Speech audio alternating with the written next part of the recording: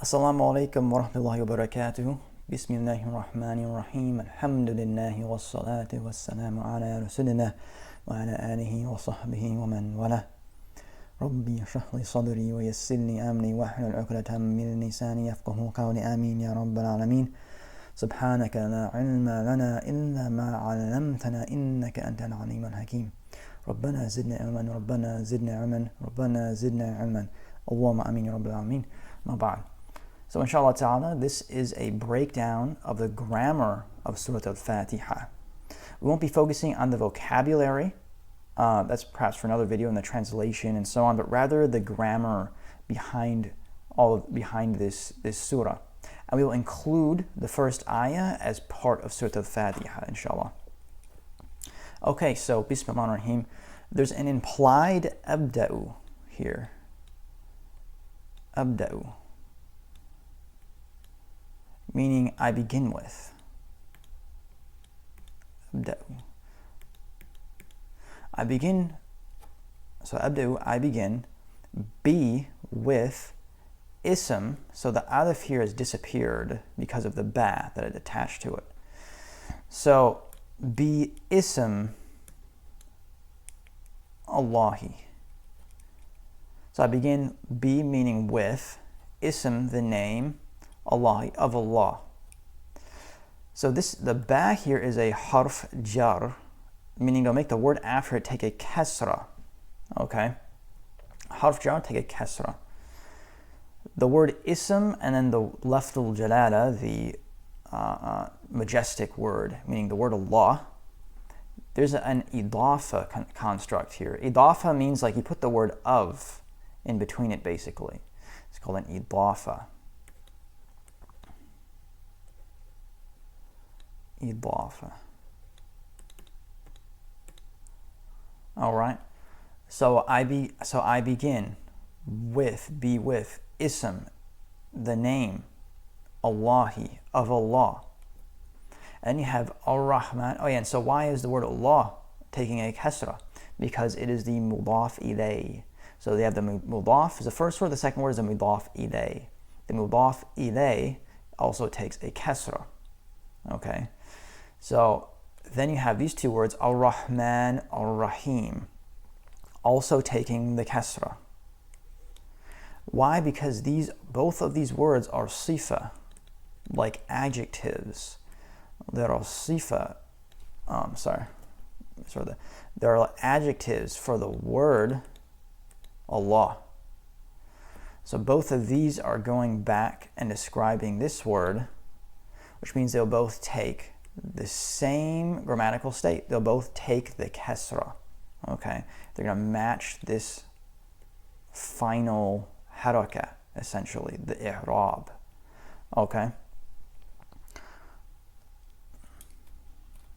So they're all in jar. All of these words are majroor. All right, ayah number 2. Now this is where it gets a lot more complicated. That was just a primer, okay?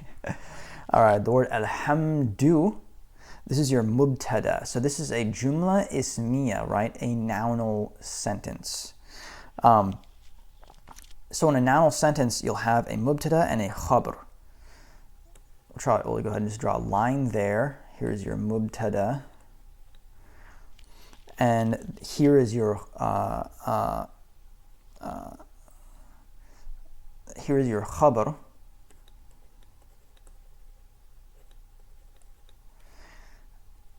So when you have a mubtada and khabar, you put the word is in between them. So alhamdu is lillahi. Okay, alhamdu, all praise, is lillahi, for Allah, Rabbil Alameen. I'll put another line here as well, though it's not another mubtada khabar, but it's just breaking them up. So the word here, lillahi, you have what you'd call a muta'alliq bil khabar. You have a harf jar here, li. Li, lam with a kasra. This makes the word after it take a kasra, as it is a harf jar, to make the word majroor, that it's affecting. Okay, then you have Rabbil Alameen, kasra, And this can mean kasra or fatha, basically. This can mean mansub or majrur. Here it is majrur as well, so both of these are jar.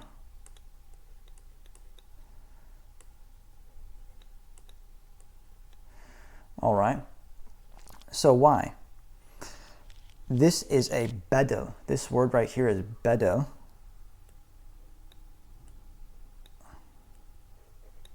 Badal. Meaning it is like a substitute for this word.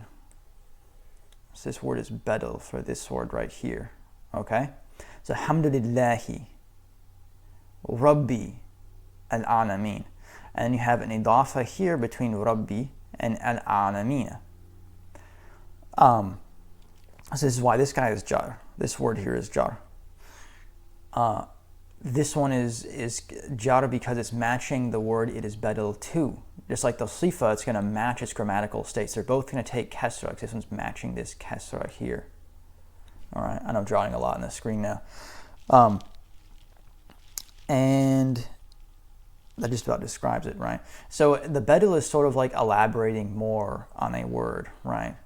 Like if I were to say, for example, hey, over there is, Jacob, the bus driver, over here is Yusuf, the farmer, right? Like I'm elaborating further on who he is, right?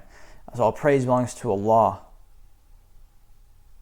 Alhamdulillah, all praise belongs to Allah, Rabbil Alameen, Lord of the worlds. It's almost like a comma in between it, right?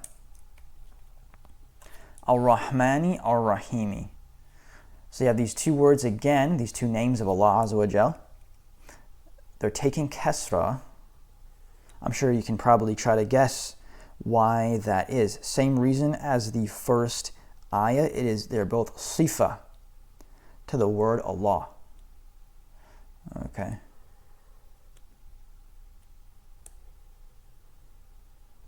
Sifa to the word Allah Azza wa Jal. Sifa, meaning like an adjective. Maliki yawmi dini. All right. Again, you have the kasra. 3 kasras. So all these words are majroor. Why are they jar? Can you guess? So the word maliki is badal.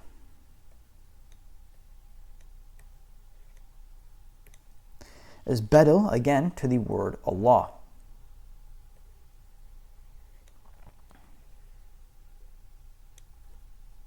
Not a very good arrow there, huh? There we go. Badal again to the word Allah. So left the jadada. And then you have Yawmi Dini. You have idafa between each of these words.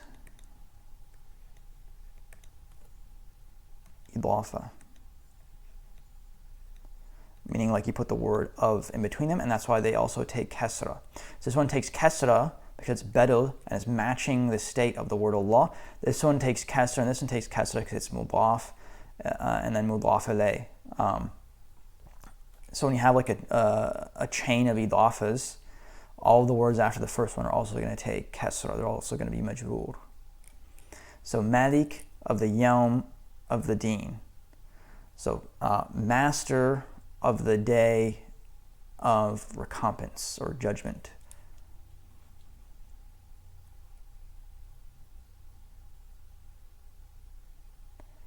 Okay. Iyyaka na'budu wa iyyaka nasta'in. Oh yeah, and by the way, there's different recitations. Some of them just say medic without the alif, right? So madik and medic. So that encompasses both meanings of master and like king, owner. So like master and owner of the Day of Judgment. What's interesting is that Allah Azza wa Jalla, like the owner of time, He owns the time. A yawm is a time, right? So for some people, that day will last extremely long. For some people, it will be like the Nabi Sallallahu Alaihi Wasallam said, like an afternoon, like a passing afternoon. For some people, it will be like 50,000 years. And may Allah protect us A'udhu billah, Allah protect us all, I mean. إِيَّاكَ نَعْبُدُ وَإِيَّاكَ نَسْتَعِينُ. Alright, so here is your first jumla fi'liya, your verbal sentence. So we have a verb here. Alright, we'll go ahead and just box off this verb. Cron coach style, right? And we have another verb, nasta'in. Alright. Iya. Interesting word here. It took me a while to understand this word over time. It's used in different ways, and you have a wow here. Iya wa iya. So in this case, in the way this iya is used, it's like a seat for a pronoun. It's a pronoun seat, basically. So it's somewhere to attach this ka to, right? So you could say na'buduka wa nasta'inuka. You could say that. But if you want to put the pronoun before instead of in front, if you want to shift that pronoun from the front to the back, you need to put an iya there to seat that pronoun. And when you do that, something happens. It becomes restricted. So it means you only we worship, and you only we ask for help. So that's why it's iyaka wa iyaka. Okay? And the na here means we. Both these mean we.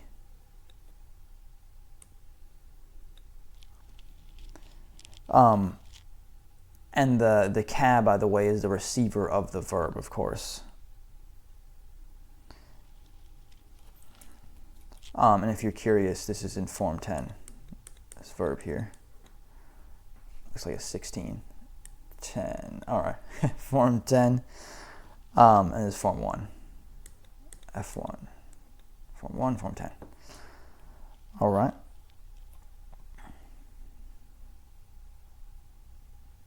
اهدنا الصراط المستقيم. You have a fil amr, although it's really called the fil amr wa du'a. The fil amr is really a fil amr wa du'a, meaning the verb of commanding and also of prayer and supplication. So you can use it for supplicating to Allah, like Ya Allah, ihdina, ihdina, ihdina, Ya Allah, guide us, guide us, guide us. Or you can use it for commanding as well. If I were to like, hard to think of an example of this word, but like say we were at like a amusement park or something, or like a museum, and I'm like a manager at a museum. Now like, hey, guide him. I could be like, ihdihi, you guide him, commanding like an employee or something, or I don't know, but I hope you get the point. Is a verb form 1. It is commanding to you, and you'll have to study sarf to know why that is. It is commanding to you, to anta.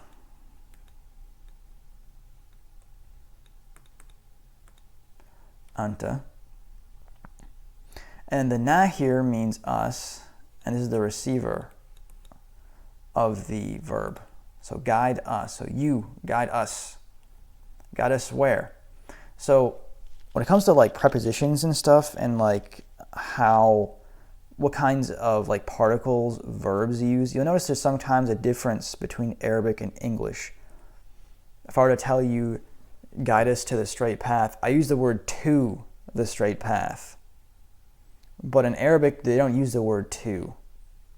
So sometimes those ahruf, those particles that are used with verbs are very different between English and Arabic. So sometimes you have to kind of think through it. This word is taking a fatha, meaning it is mansoob. Mansoob. A state of i'rab, mansoob.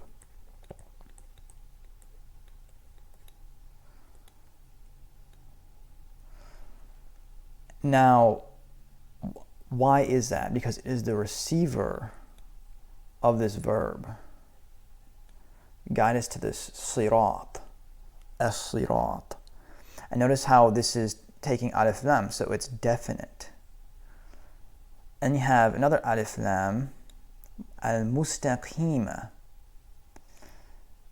You have another word here, which is in form 10. And it's also mansub, so it's matching the word as-sirat. Here is your Sifa.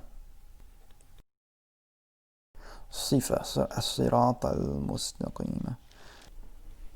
Okay, so now we're on the last ayah, and this is the most complicated part of the surah. Don't worry, just stick out to the end. If you lose it in the middle, inshallah, I'll summarize it in the end and it will make sense. Inshallah ta'ala, and I'll make it so.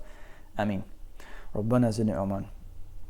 Okay, so the first word, sirata, it takes a fatha. As you know, most likely, I'm sure you assume, it's going to be badal to the other sirata. Right, so I mean, you could switch it out, right? So, ihdina as-sirata al-mustaqim, guide us to the straight path, and you're further elaborating, like you could substitute it. Guide us to also the path of those whom you have bestowed your favor, not those who have gone astray, not those who have earned anger upon themselves or gone astray. So that's essentially the badal, right? Then you have what's called an ism mawsul. And the word sirata here is forming an idafa with the ism mawsul after it. Ism mawsul is like a construct. You can identify it from words like alladhina, right, or allati, and similar words like that, right?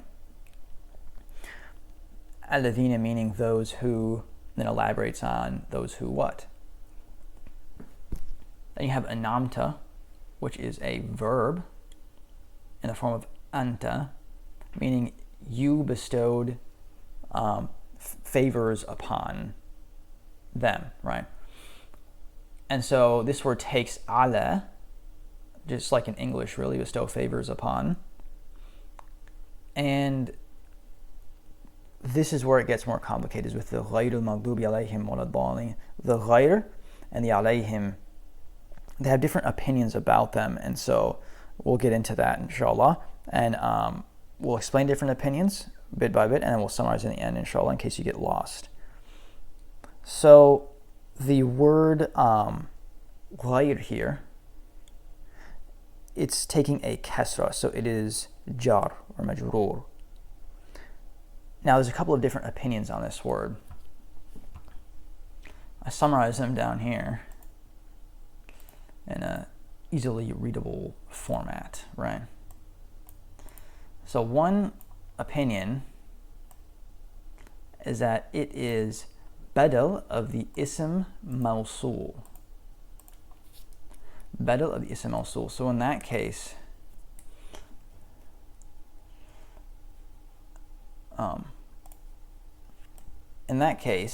if it is badal of the ism mawsul,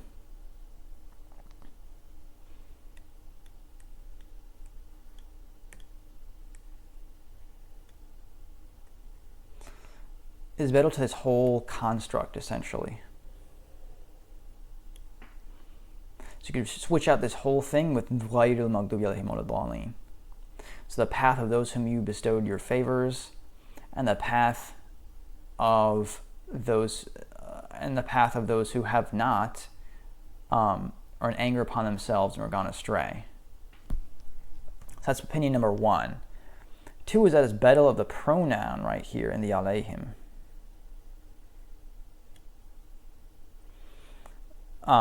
So in that case, it would be the path of those whom you have bestowed your favor and who have not. So it's kind of like elaborating on those who have earned your favor and who have not earned anger upon themselves or gone astray.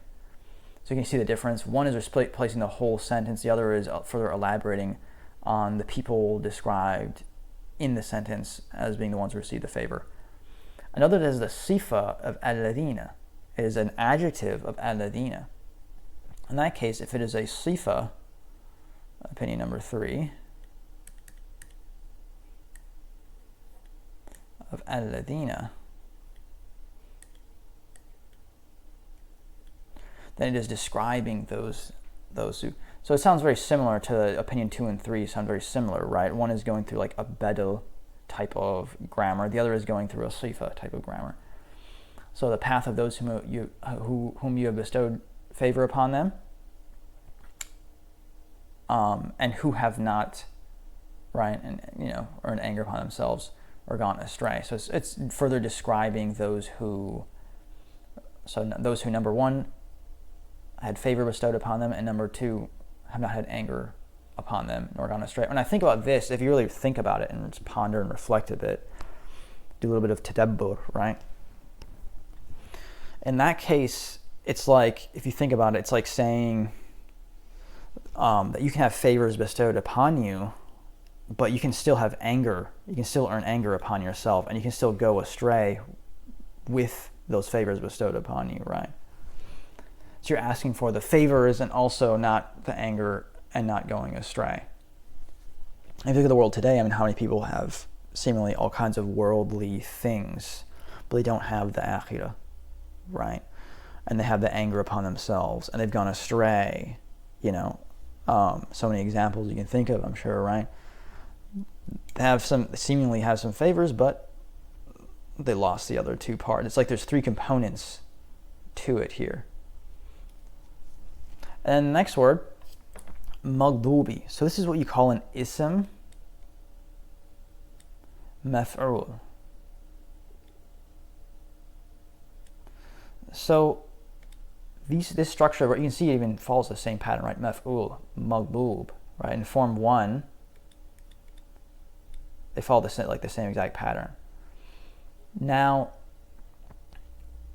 this type of noun, it's an ism, but it can be acting like a verb. So there's different types of nouns. There's like a list, I think about 7. And these nouns can act like verbs in a sentence. I mean, these nouns can sometimes take, depending on what's going on, they can take a doer, they can take a receiver, they can take all those extra things that they can take ahruf, they can take, particles, fi and ala, and they can act exactly like a verb, even though it's an ism. And the difference is when you use the ism is not relegated to time. There's no time involved. Whereas this verb, anamta, right? Really interesting. I mean, a verb was used, and then two isms were used. Why not use two verbs when you think about it?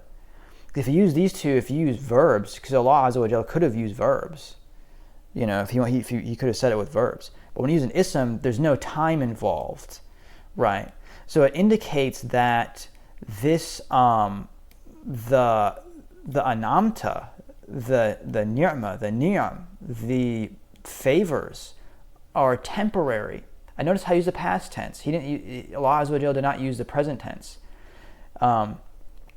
Anamta could have used like tu ni'mu, right? Could have used, you could say, you are bestowing favors upon those whom you are favoring, bestowing your favors upon. Talking about the past tense, meaning something that's completed, right? It adds an element of temporality to it. So the ni'am are temporal. They're limited in time, not necessarily lasting forever. At least when we're talking about this dunya, right? But then the maghdub and the dhalin, the anger and going astray, are not limited to time, right?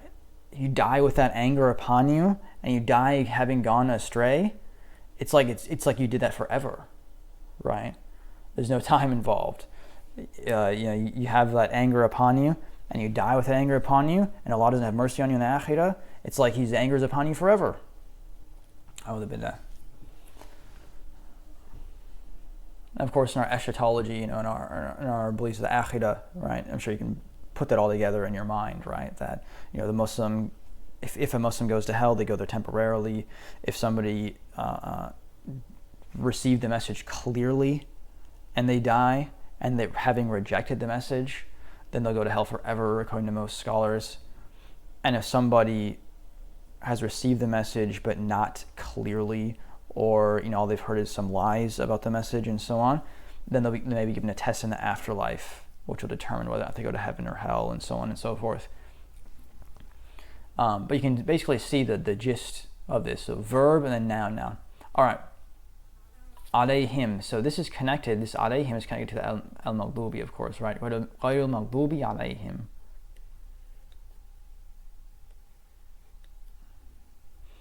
And there's another component here, basically. And the wow will kind of separate on its own. So al-maghdubi alayhim. So alayhim, this is all about alayhim, essentially, right? So what does this mean? غَيْرُ الْمَغْضُوبِ عَلَيْهِمْ. So this I just copied right from an i'rab text I was reading.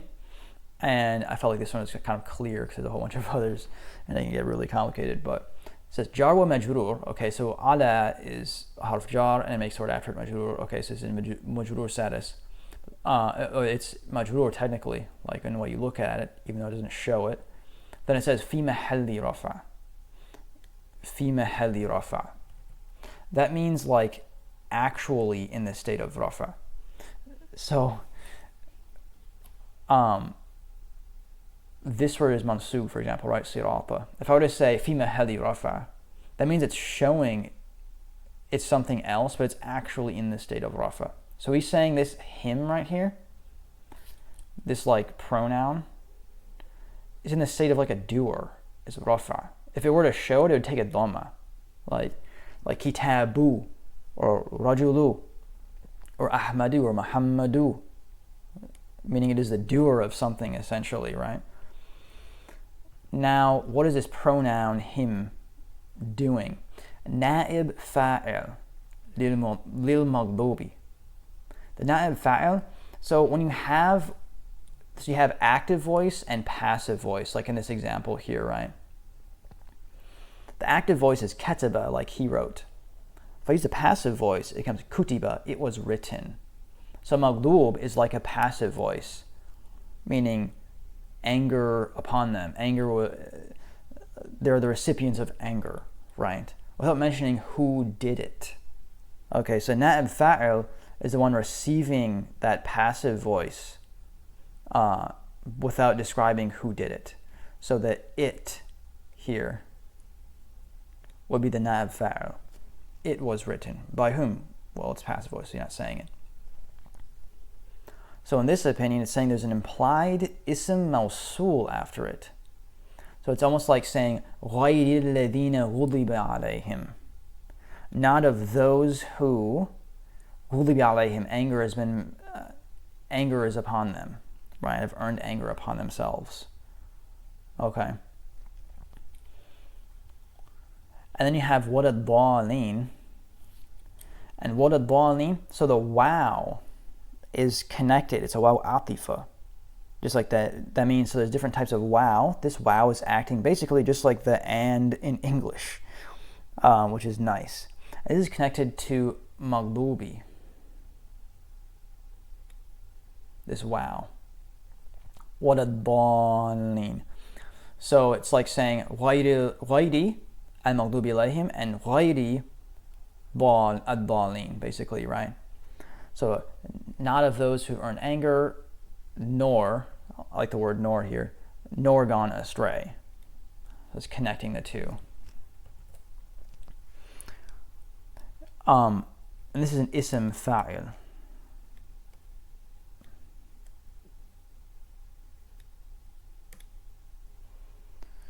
What's interesting about this, though, so this one, al-maghdubi, is like it's a ism maf'ul, so it's like the receiver of it.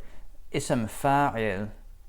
So Allah Azza wa Jalla, again, you could have used an ism maf'ul here, but he's an ism fa'il. So that means like they're the ones kind of doing it, right? Ad-dhalin.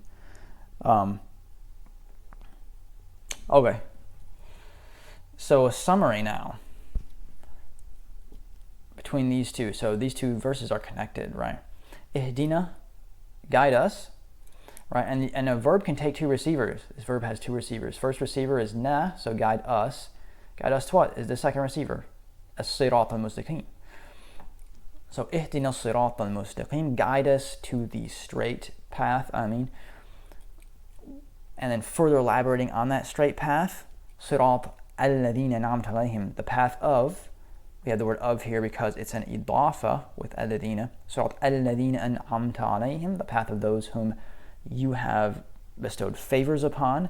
غَيْرِ الْمَغْضُوبِ عَلَيْهِمْ وَلَا الضَّالِّينَ, not of those who have earned your anger nor gone astray. Different ways of looking at this. You could say the path of those who you have bestowed your favor and who have not earned anger upon themselves nor gone astray.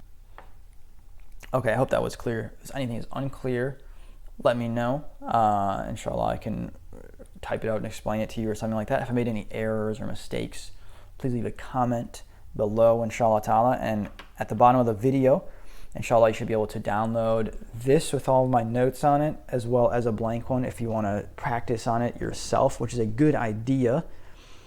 In doing that, you will build a deeper understanding as you listen to it and think about it and hear it in your own salah when you're following an imam and so on.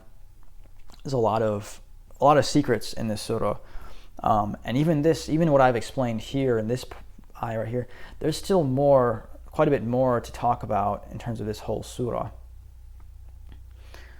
So I just gave you a summary of what I read, and there's still a whole lot more to read. So, mashallah, may Allah grant us all the blessings of Surat al-Fatiha, and grant us a deep understanding of it, and guide us to use it in the best of ways, and to not overlook all of its blessings that it can bring upon people.